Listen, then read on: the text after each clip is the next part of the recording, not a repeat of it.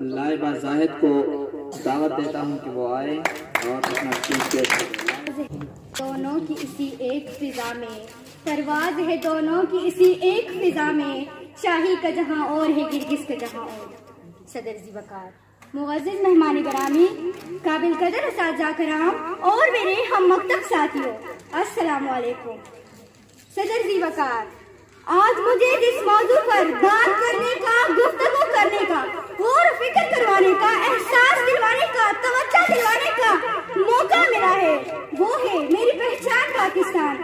علی وقار میری آنکھ میرا پاکستان، میرا مرنا پاکستان، میرا جینا پاکستان، میری محبت پاکستان، میری خوشی پاکستان، میری آواز جدا سے میرا تحفہ پاکستان۔ علی وقار، اقبال کا تصور پاکستان، قائد کی جدوجہد پاکستان، ریاقت دھیان فاطمہ جناح کا پیارا پاکستان۔ جی ہاں علی وقار، بالکل میری پہچان ہے میرا پاکستان۔ پیارا پیارا وطن ہے پاکستان، آرزوؤں کا دلکش نظارہ وطن ہے پاکستان۔ اس وطن کے زیارے بہادر گاہ، اس ہنسی انجمن کے ہنسی پاسباں، اونچی درختہ پاکستان، ہم سب کی آنکھوں کا تارا ہے پاکستان۔ پیارا پیارا وطن ہے پاکستان۔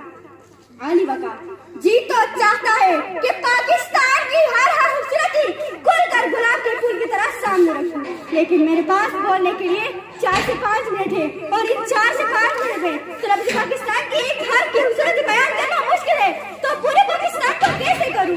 علی وقار سنیے، اگر آپ سن سکتے ہیں تو وہ پاکستان جس کے چھوٹے چھوٹے بچے، نوجوان جوان بوڑھے نے پاک فوج کے شانہ بشانہ جا کر 1965 اور 1971 کی جنگ میں دشمنوں کو ان کا جواب پتھر سے دیا تھا۔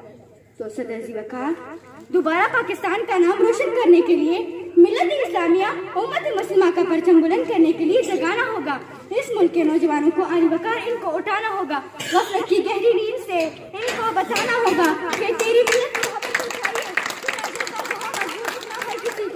اور بس تو چاہیے، ہر دین الہی کامل دین حق کی تبلیغ کے لیے تیرا حلول چاہیے، اور کٹ جیسا نوجوان ملت میں وہ جذبہ و جنون چاہیے۔ والسلام۔